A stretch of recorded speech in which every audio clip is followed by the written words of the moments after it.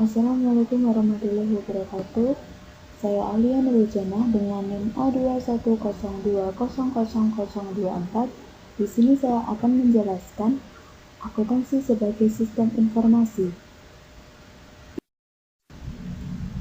Kompetensi dasar dari materi tersebut 3.1 mendeskripsikan akuntansi sebagai sistem informasi.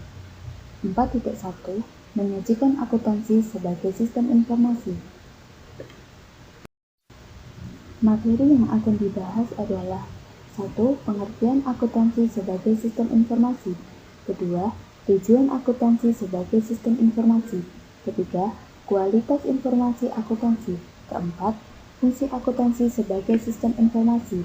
5. Bidang akuntansi. 6. Profesi akuntansi.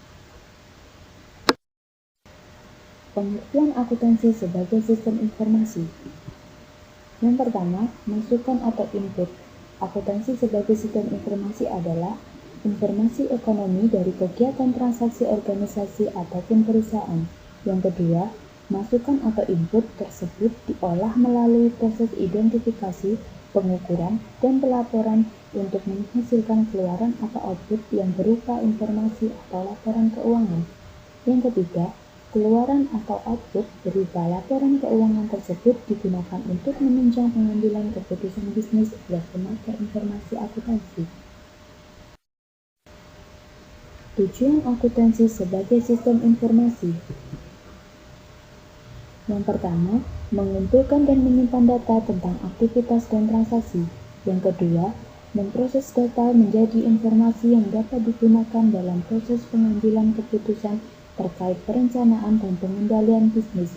Yang ketiga, melakukan kontrol secara tepat terhadap aset perusahaan. Yang keempat, efisiensi biaya dan waktu terhadap kinerja keuangan.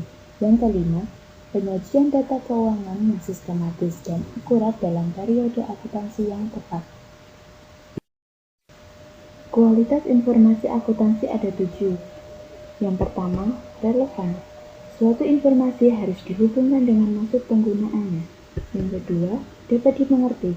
Informasi harus dapat dimengerti oleh pemakainya dan dinyatakan dalam bentuk dan dengan istilah yang disesuaikan dengan batas pengertian para pemakai. Yang ketiga, daya uji. Untuk meningkatkan manfaatnya, informasi harus dapat diuji kebenarannya oleh para pengukur yang independen dengan menggunakan metode pengukuran yang sama.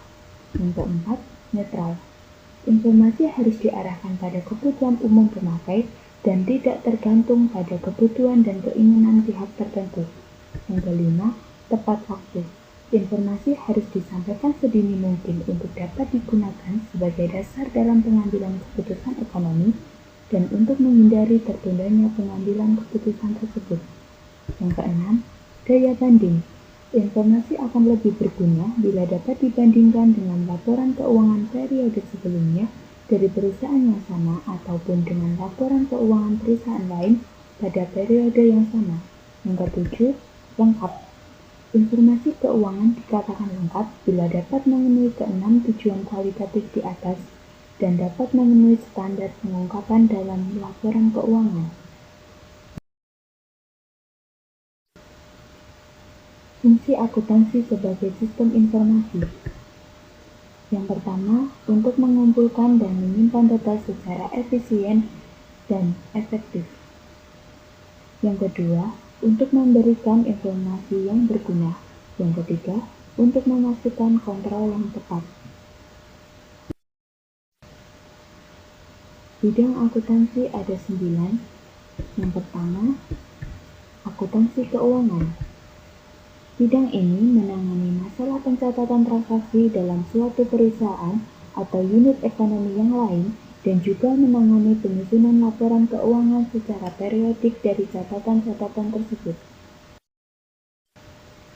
Yang kedua, akuntansi pemeriksaan. Bidang ini menangani suatu pemeriksaan atas catatan-catatan akuntansi secara bebas. Yang ketiga, akuntansi biaya.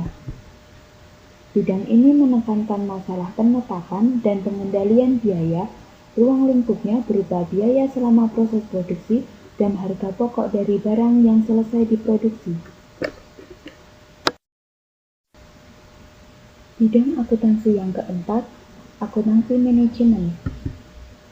Bidang ini menggunakan data historis maupun data tafsiran untuk membantu manajemen dalam operasi sehari-hari dan merencanakan operasi mendatang. Bidang ini juga mengolah soal-soal khusus yang dihadapi para manajer perusahaan dari berbagai jenjang organisasi. Yang kelima, akuntansi perpajakan. Bidang ini mencakup penyusunan surat pemberitahuan pajak serta mempertimbangkan konsekuensi perpajakan dari transaksi usaha yang direncanakan. Keenam, akuntansi anggaran. Bidang ini menyajikan rencana operasi keuangan untuk suatu periode tertentu dan menyampaikan data perbandingan dari operasi sebenarnya dengan rencana yang telah ditetapkan. Bidang akuntansi yang ketujuh, akuntansi pendidikan. Bidang ini merupakan bidang spesialisasi akuntansi yang bergerak dalam penyebaran pendidikan akuntansi pada masyarakat. Yang kedelapan, akuntansi pemerintahan.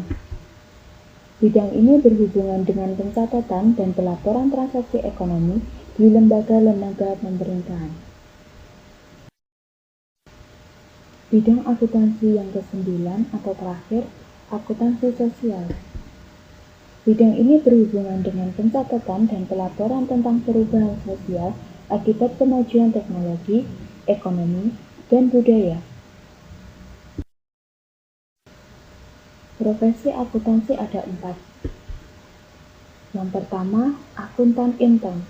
Akuntan intern adalah akuntan yang bekerja pada suatu perusahaan sebagai karyawan yang menjalankan fungsi akuntansi pada perusahaan tempat bekerja.